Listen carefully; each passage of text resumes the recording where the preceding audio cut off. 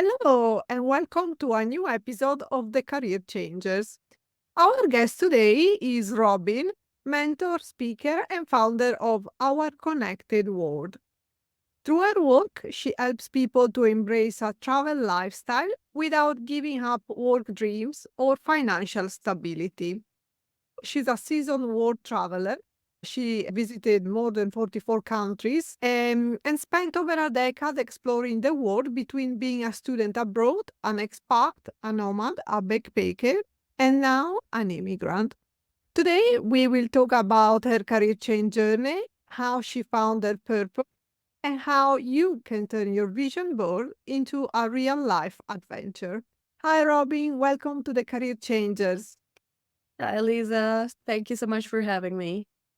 So you're really welcome. And I'm really curious to discover more about your background. So the first question we ask to all of our guests is how did you start your professional life? Or better, what was your first job? My first job was in event, so doing trade shows in Europe. So I started as a translator actually. So when I was in at university, that's kind of how I paid some of my backpacking doing that and cleaning or any cleaning jobs or any other sort of jobs that I could find. But yeah, I would say like translating was the first one that also gave me a lot of budget for my job. Mm. And what was your dream job when you were a child?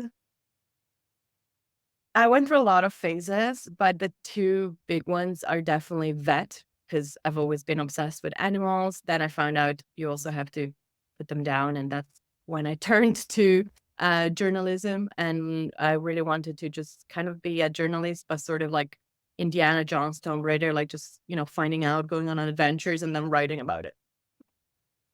And what did you study? What is your educational background? Yeah, not that. It's psychology. And then Nice. my masters are in social innovation and politics. Okay. And so then how did you start your career? Yeah, my career is very much not A to B. As I mentioned, I had a lot of different jobs throughout my life when I was younger, but I started my jobs mostly like hospitality, client relations, client management. And then I moved into sales, business development. And after that, I went into what I think like it was more my type of career, which was a marketing, and I was in marketing for a while. And now I'm a solopreneur. So now it's, went from corporate to that. I still have corporate clients though, because again, I do marketing with my solopreneur kind of side of income, but with corporate clients, I also do consultancy for marketing. Mhm. And when and how did you decide to found our connected world and what is your mission? So this was COVID. I was not necessarily bored, but I was really missing like the traveling, like going around, meeting people, connecting. So I actually started with a podcast and I had a lot of gas with this amazing project. At the time, I was also writing my first bilingual book. So I started thinking, okay, maybe I can create something my own too, right? And like kind of not just do podcasting, maybe like move it bigger. And so I started with tutoring, well, moving from tutoring to creating programs for Spanish and Italian and teaching others the languages. And then from there, expanded into, okay, actually, a lot of these people also need help with like whether traveling or moving abroad, or even finding ways to earn income remotely, basically. And so I expanded my services that way. Mm. So let's talk about vision board and real life adventure, where your expertise come from. So can you explain the concept of a vision board and how it can be used to plan and inspire a travel lifestyle?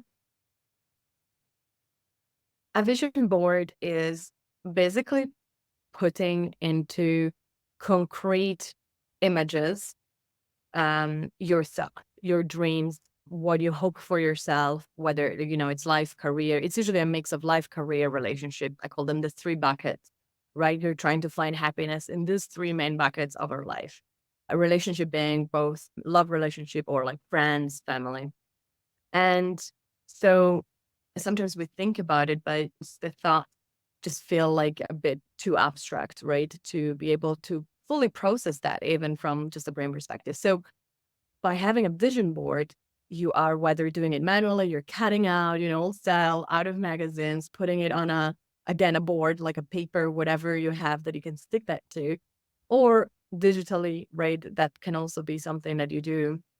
And by that, you're like starting to really put an image to that thought, which makes it easier for also your brain to process. And it suddenly doesn't become just a thought. Like you see it every day on your wall, right? Or if you open your Pinterest, if you're doing just digital boards, Pinterest is a very commonly used one for that. And you start to really like feel you can see yourself in those situations, those scenarios, living that life. And that's how it helps you working towards it. Mm. How did you create your first vision board, and what was the initial inspiration behind it? I think like since becoming like a solopreneur, I've definitely been more and more into that. I think, not working in just corporate, it really makes you feel like you really are the author. I knew that in my life, but I think also from a career perspective, you really are the author of your outcome and story. And so my first one was definitely about my business and like how I visualized my business, the type of results I wanted for not only myself as a business owner, but also for people within my space. And I did it in Canva. It was a couple of years ago now. I did it in Canva and just like put it, and then I printed it out and then I stuck it to my wall. So that's my very first like, bigger vision board. Everything else was actually I'm very much of a writer. So like I would just write, in my notebook and like kind of doing more journaling, visualizations and so on. Mm. And what practical steps can our listeners take to start translating their vision board into actionable travel plans? So my first step, and this can be controversial or not, is don't think too far ahead. I would say look at your life. What do you want to do in 12 months? Let's not go into, 5 years, 10 years from now. I think there's a place and time for those kind of visualizations. But I think also for more like short term, like career changes, life changes, 1 year is enough. And why do I say that is because thinking too much ahead creates a multiple variables and creates multiple factors that could influence. It becomes a bit overwhelming. And so by looking at a shorter time, you feel more in control. It feels more possible, basically, for also your brain. And so from there, you're like, okay, in 12 months, I can do this. 12 months isn't that long. It sounds long, but it is not that long. But it's long enough to make a change in your life, right? And then from there, it's much, much easier to create sub goals and sub milestones. So, okay, you want to be there in 12 months. What do you need to achieve in the next 6 months then? Okay, what do you need to achieve in the next 3 months? So take a shorter term, like shorter time. And then from there, reverse engineer. That is your end goal. Okay. So then in order to go there, where do you need to be 6 months time, 3 months time? And put those time milestones. Because especially, everybody's a bit of a procrastinator, myself too. And having a bit of that deadline, again, without stressing if it's a day after, doesn't matter. But it gives you a bit of structure in your goals. And then within those goals, by reverse engineering, you start to create such smaller goals and milestones that it's going to be easier to achieve. And then once you tick that off, it's going to reward you with that feeling of like, oh my God, yes, I can do that. And it's going to positively reward you so that you keep on being consistent. And at the end of the day, that's really key to achieve anything, right? The consistency, not giving up on your goals ultimately. So yeah, those are, I guess, my two main tips. So let's talk about balancing travel and work. First of all, how do you balance travel aspiration with maintaining professional responsibilities? Yeah, I think like time management is probably one of the biggest tools slash concepts I use to help with that. I obviously work in a lot of different time zones because I have clients across across the world. And so managing my time and being respectful of makes me respectful of their time too, right? I'm a big time blocker on my calendar. I actually even like during the week, I have certain days where I do like admin tasks versus actually taking calls or interviews, right? And that really helps me also stay structured no matter where I am. Because sometimes when you, especially if you're like on the road and you need to work, you also get distracted. You're like, but I want to explore, I want to do things. And if you're somewhere new, of course, you should actually. That's the whole point of being able to travel and work. But in order to maintain the balance, giving yourself, for example, okay, based on your schedule, for example, for me, like my mornings are usually the busier ones, right? So then I wake up a bit earlier. And then, by like 1 p.m., that's when I want to have all my work done. So then I can go explore. So time management has been very, very big. And then keeping a routine as well is very important, I think. Like specific anchor points of your routine that keeps you feeling stable anywhere you are. Mhm. And in your experience, are there any specific jobs or type of careers that are more compatible with a travel lifestyle than others? So I think like, especially after COVID, I think there's more jobs that went remote or realized they can do this remotely without having to be in an office. There's obviously jobs such as doctors and so on, like you need to work on the patient, right? But at the same time, if, at some point in your life you have been doing this more hands-on jobs, and then you want to move remotely, there are actually a lot of different ways to bring your knowledge and your experience into something that is online, even as a side income if you don't want to go full time with it. So there's, of course, packaging your knowledge into courses, right? Or even like memberships to help people and you creating a community and helping the community online. That's a big one. And from more of like a general idea, of course, anything that has to do with computers, so like software development, IT, marketing, right, is a big one. Sales now is very remote as well. Graphic designers, social media management, all that side of, let's say, a bit more creative, but still connected to business and marketing. And of course, like you can also, teach, like you can also teach now online. Since COVID, I think it became a bigger deal. You can teach most classes online. There's pros and cons, right? I think the in-person aspect is always adding a bit, that connection in person is always different. And that's why it's good to, I think, have it even if you're fully remote, whether it is meeting, doing like a client meeting once a year or something like that. I think it's always nice to add that. But yeah, I would say, I think I read a statistics recently that it's actually now like 62% of jobs can be done online. And the other ones is like in person. But if you wanted to move online, there's ways to do that. Mm. So let's talk about financial planning and stability, something that maybe when traveling can become a little bit of a challenge. How do you plan financially to support a lifestyle that includes frequent or extended travel? Yeah. So generally speaking, it's a lot of tracking and planning, I guess, right? If you are especially longer on the road for a longer time. So first of all is doing a pre-travel budget, right? And like kind of setting up, what do you have? What can you do with that? And connecting it to also what you want to do, right? Biggest expenses are always accommodation, flight, and food. And then the extras are usually like activities or, I don't know, random events maybe you want to go to, right? And then after like doing the pre-travel, I think like what's also very important is as part of that planning, having an emergency fund. You never know what happens when you're on the road. In order for you to also have peace of mind, it's also good to have an emergency fund, knowing that, that money doesn't exist, but it also exists in case it's needed. Mm. And then when on the road, it's super important just tracking the expenses every month, for example, or every 2 weeks, depending where you are and how you're paid, putting a bit of that money into saving, a bit of that money into investing, right? So still doing the things that you would do anyway, even if you weren't on the road all the time. I think that gives you stability. It protects you, right, financially.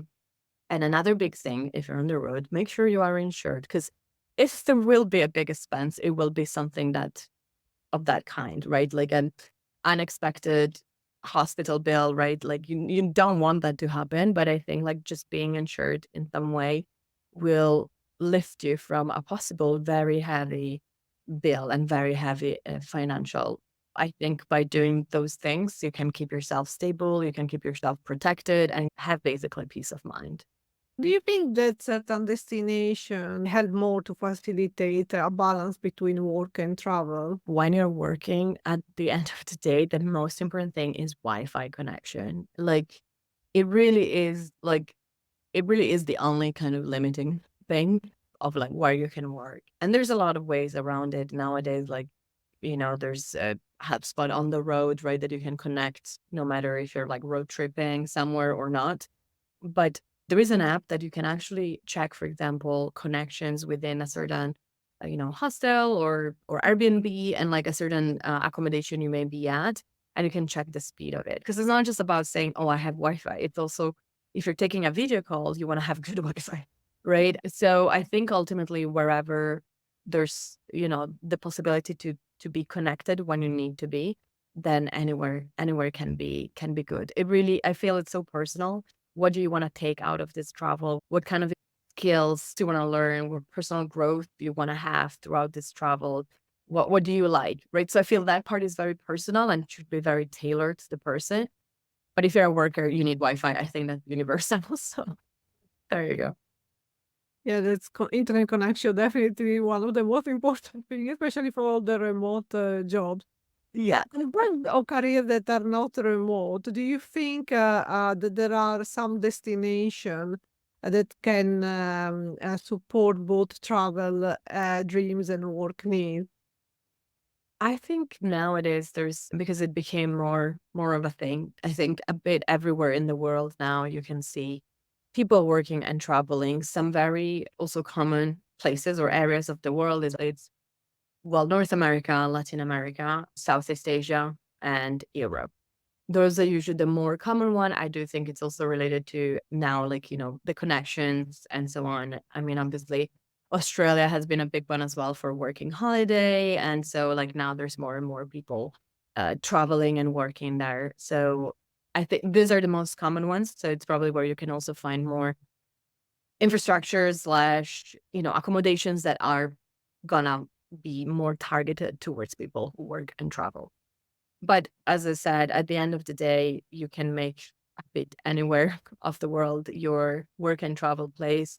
I think wherever you start feeling really happy to just stay there a bit longer, and explore it deeper, really immerse in that culture, in that city, in that country as much as you can. And I think then you will really get the most out of the work and travel experience. Mm. So, what unexpected skills or insights have you gained from your travels that have benefited your career? Oh, there's so many. I would say, like it's always frowned upon career-wise, like, oh, you want to take a year off. Oh my God. And to be honest, traveling has been one of the most amazing ways to build my career. I think a lot of it is soft skills, obviously. Of course, I've also done like internships in certain countries, which helps me with like harder skills, whether it is, I don't know, television, marketing, journalism, and so on. But like the way you learn to adapt to not just like new scenarios, but also challenges. Things go wrong when you so you cannot like freak out and cry at every single like thing that doesn't go as planned. I think you become automatically also a bit more spontaneous, but adaptability is probably one of the biggest ones. And then of course, second to that, especially being somebody who, had works in like business development and marketing, working across culture, like understanding different markets, understanding how different people from different countries work. A lot of my career has been being a bridge between Europe and North America, just for obvious reasons. And I worked also for the Middle East market. And so I really learned a lot.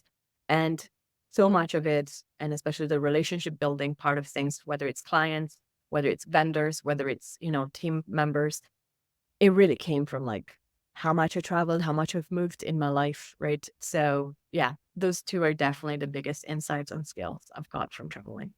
Mm. So, one of the aspects of traveling is that also you're not going to have your usual support network around you. So, Mhm. how do you build and maintain meaningful connection with people you meet during your travel? And also maybe the one that you leave behind that they may be felt. feel like left behind? Yeah, that's a very good question, and that's definitely like a challenge, right? We all need a feel of belonging, and we all love community. Community is super important. I think there's two things for, keeping in contact with your friends, family, people already in your life, let's say. Just remember to put the effort in. There's people I know who put like even like a little calendar thing, like call XYZ, call mom, or like call, this friend, it just requires more effort. But I'm lucky enough to say that I have friendships that even though I've moved since the age of 3, I literally like still have one of my best friends who's like from elementary school when I lived in Venice, right? When we started keeping in contact with letters. So that kind of all, and so put the effort in, and then remember that sometimes, some relationships, some friendships may fade away. There's nothing bad around why they fade away. It's just life might have come in between, but whoever stays in your life and whoever you're kind of able to see again and it feels like it was yesterday, you saw each other, even though maybe 1 or 2 years passed, those friendships are so special and valuable. That's definitely a upside of, moving around and realizing those very deep relationships, even though kilometers are in between. And as for creating new friendships, new relationships in your travels, again, it requires a bit of putting yourself out there, right? So it can be very scary. And I think, especially, there's different personalities, right? I think I actually would say I used to be more of when I was a kid. I've always been an extrovert, introvert, but when I was kid, I was definitely more on the introvert side. But moving around put me kind of more in between. Now I would say I'm a bit more extrovert, but it's definitely hard, especially if you're more introvert, right? But then at the same time, doesn't matter your personality, you do need those connections. And so there's different ways. I think like find what suits you, like events wise, classes wise, workshops wise, and sign up. Just show up once, see how it goes, you know, try to talk to people. If it's like gatherings with other people who are new to the city, it's usually easier because everybody's on the same boat. So it doesn't matter if you're shy or not, everybody's just going to talk to everybody because you're kind of there for that reason to connect. But otherwise, if you're kind of just, let's say, integrating in groups that are already formed, remember you have to put a bit of more effort. Unfortunately, it's the way it is. You have to go and ask a question. Like you can start very simple. You can like, just approach people. Sometimes that's all it has to be to start a new friendship, and you never know where it goes. So again, sign up for anything local in that, events, workshops, classes, meetups. Try to volunteer maybe as well. Try to join day trips, right? And join these activities and go with an open mind and knowing that maybe you have to get a bit out of your shell if you tend to be more introverted, and just see what happens. There's no losing in this situation, to be honest. There's never a losing. You're gonna learn something or meet somebody. So go for it. So we're reaching the end of this episode, but before than that, if anyone would like to reach out to you, where and how they can find you? Yes, I hang out a lot on Instagram at Our Connected World. And then I also have a website, www.ourconnectedworld.ca for Canada. Thank you. So, what is one piece of advice you would give to someone just starting their journey towards integrating travel into their lifestyle? I would say planning. I think planning really helps. Like, as I mentioned, whether it's time management, budgeting, right? Those are probably the two biggest parts. But I think just start planning, start and, take your vision and put it into actions and start planning toward that.